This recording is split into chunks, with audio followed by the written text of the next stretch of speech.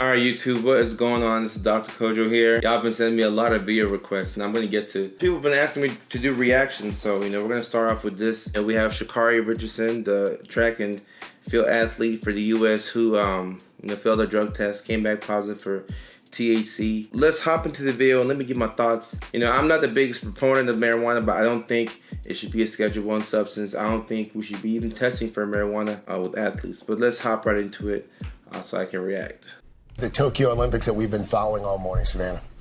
Yeah, Shacarri Richardson, the U.S. women's 100-meter champion who dominated at the Olympic trials, has tested positive for marijuana following that race. And this morning, that has put her Olympic future in doubt. Shacarri's going to be with us for an exclusive live interview just ahead. But first, more on Richardson's remarkable journey that's drawn her comparisons to the legendary Kojo and what could be a stunning disappointment for an athlete who's won the hearts of. Kojo is a beast, by the way. Legend when it comes to U.S. women's track racing. But let's not get sidetracked. Let's hop right into it. Millions. With a blazing time and standout style, Shacarri Richardson recently punched her ticket to Tokyo. Richardson's going to Tokyo! Unbelievable. The fact that I am an Olympian, no matter what is said or anything, I am an Olympian. At the Olympic trials, the 21-year-old Dallas native won the 100-meter dash in a blazing 10.86 seconds, making her the fastest woman in America. But now it appears her Olympic dreams may have been put on hold. A U.S. Olympic source telling NBC News she failed a drug test after her finals win, testing positive for THC, the chemical found in marijuana. According to her lawyers, Shacarri has been suspended from the Olympic team, and her failed test may cause her to lose her spot on Team USA. That's ridiculous. That is ridiculous. And when you talk about athletes and marijuana, I remember Cleveland's Brown receiver Josh Gordon. He played for a couple of teams in the league, but he had a hard time. He kept failing these drug tests, and it impacted his career. He was on pace to be one of the best receivers in the NFL, and he just couldn't lay off the weed. And it's funny because I'm out here in California, and weed is perfectly legal. And I think Shacarri, she was in Oregon, and it's legal over there. But obviously, when you play a sport, you have to follow the rules. And as we watch this thing, she did admit to smoking the weed or having THC in her system. So the thing I like about her is that she was upfront and she admitted to it. And I don't think that I don't think that they should prevent her from participating in the Olympics. But let's proceed. Entirely. Her Olympic trial results were automatically disqualified when she tested positive. That means she won't be allowed to compete in her signature event, the 100 meters. But there appears to be an outside chance she could compete in a different event. What's unclear is whether she will appeal the test result and the disqualification, or how long her suspension will last. NBC News has reached out to the USA Track and Field for official comment. Shacarri captured the hearts of millions when she ran into the stands after her victory and hugged her grandmother just a week after losing her biological mother. My family has kept me grounded. This year has been crazy for me. Going from just last week, losing my biological mother, and I'm still here. And after being notified of her failed drug test, Richardson tweeted yesterday, "I am human." Savannah. Let me pause right there before we hop into the video. A lot of times, people, when you see an athlete or a celebrity or somebody who is, a notable figure in the news, like you often think that this is somebody who, they have a big following, so they're a little different from, who you are. But we're all human. Like we're all on a healing journey. We're all trying to overcome childhood trauma. We're all trying to be the best versions of ourselves. So I like, Shacarri putting it out there and reminding people that she is human, just like everybody else. We all have our struggles. Let's get into it again. Now, thank you. And Shacarri Richardson joins us now. Good morning, Shacarri. I just want to ask a simple question first. How are you doing? I'm blessed to be alive. That's about it. This is not easy. This is a hard moment that you're in right now, and I thank you for being on. And I know you wanted to tell your story. So tell me, what happened? What led up to this positive test? Just honestly, I want to take responsibility for my actions. I know what I did. I know what I'm supposed to do. No, I'm allowed not to do, and I still made that decision.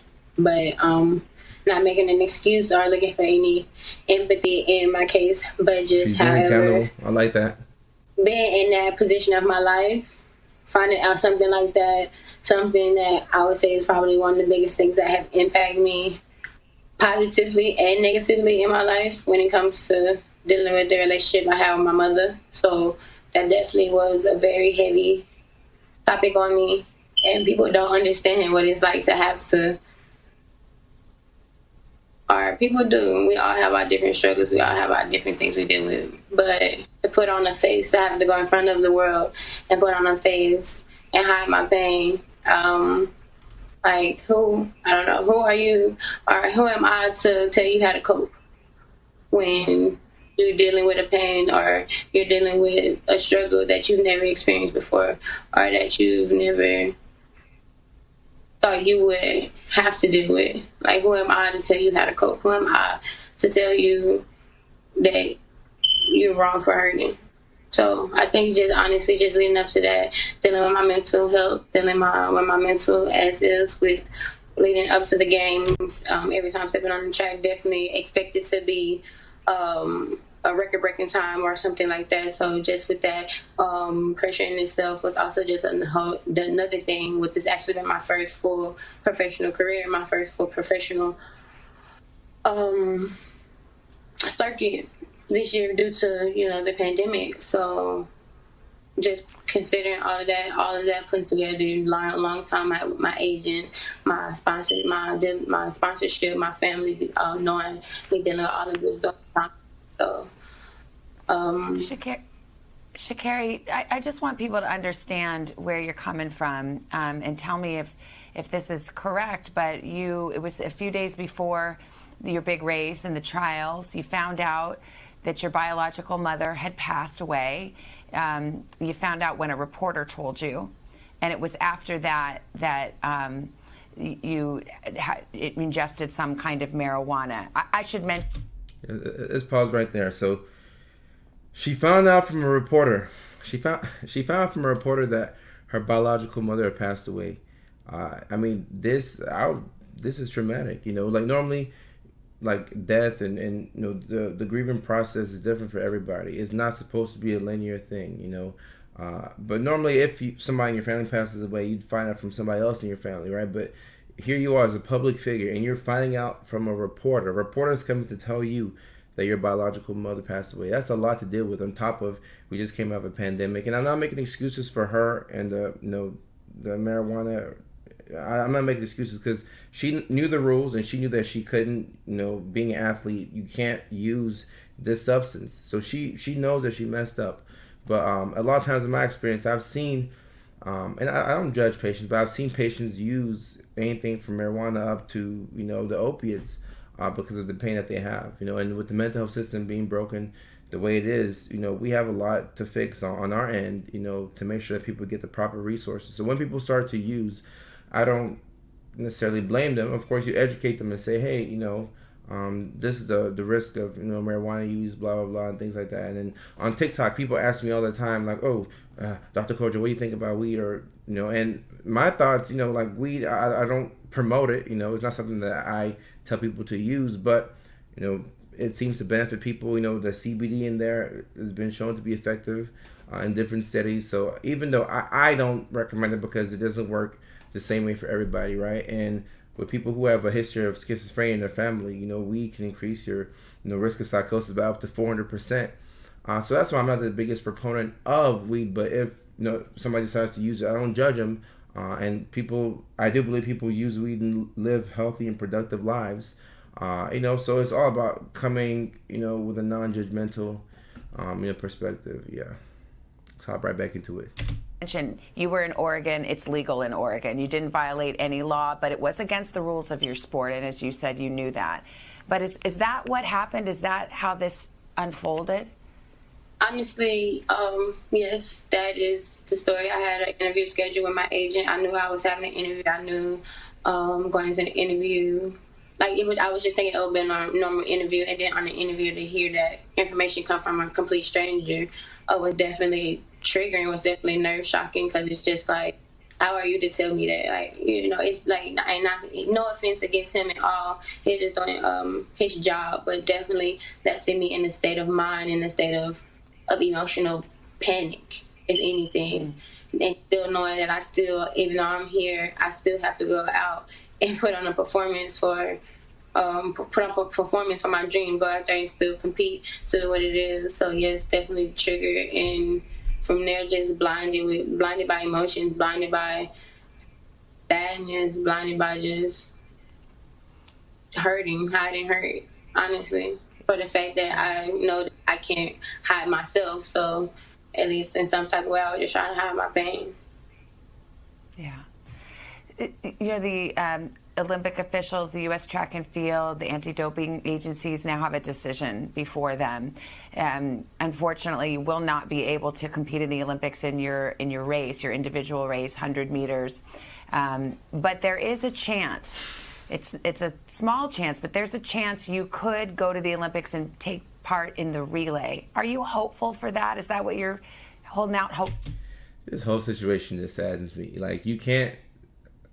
I mean, I don't even have the words, And like I said, I don't think, sports. I don't think we should be testing for marijuana. I think we should regulate it like alcohol. With alcohol, we know what happens when you take too much alcohol. We know that with years and years of alcohol use, if you're trying to come off of it, it can be life-threatening. So people, you're allowed to use alcohol, right? But you're provided with the risks and the benefits of alcohol. So why don't we treat marijuana the same way? Like I've already told y'all, I'm not the biggest fan of it in terms of telling people that they should or shouldn't do it. But, you provide people with the risks and the benefits, and you allow them to make decisions that, allow them to live their life. But I mean, she's an up and coming star, and like she could go to Tokyo and put on for the U.S. But hey, for at this moment, right now, I'm just putting all of my time and energy into dealing with what I need to deal with to heal myself. So if I'm allowed, and I like that. I won't talk for too long, but I like the fact that instead of her saying, "Oh, I would like to be reinstated," like she's doing things the proper way. Because at the end of the day, like this is a sport. She's gonna do this sport for a couple of years. She's gonna be fantastic at it, but she has to live her life, and she has to be at peace with the person that she is as a human being. So when you're focused on your healing journey, and this is not just for Shacarri, this is for all of us, for me, for you watching at home, whether you're watching on Instagram, YouTube, however you're taking in this content. We're all on our healing journeys, and as long as we prioritize that, you keep that the main thing, you should see success in other parts of your life. To receive that blessing, then I'm grateful for it. But if not right now, I'm going to just focus on myself.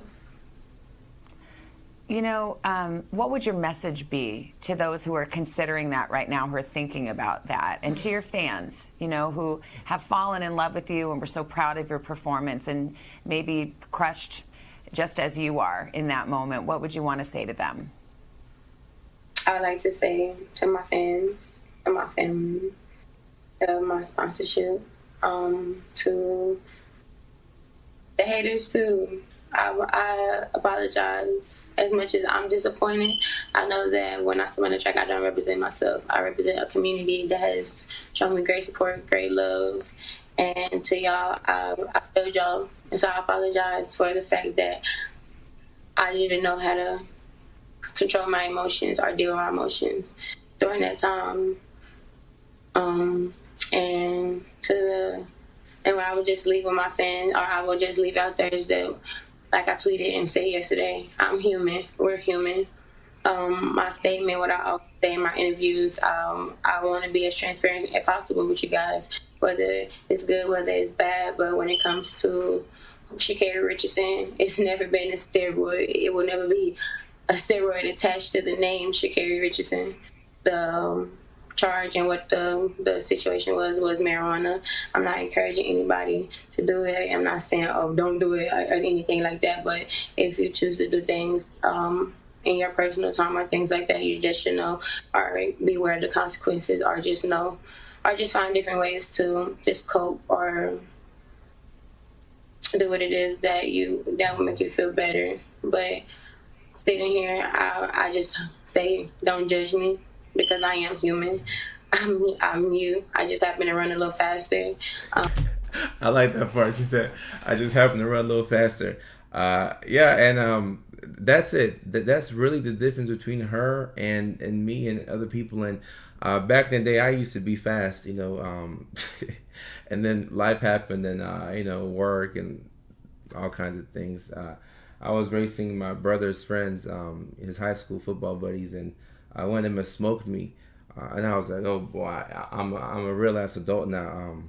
I'm slow now." But yeah, that's the difference between her and everybody else. She's just faster than everybody else. She's a human being.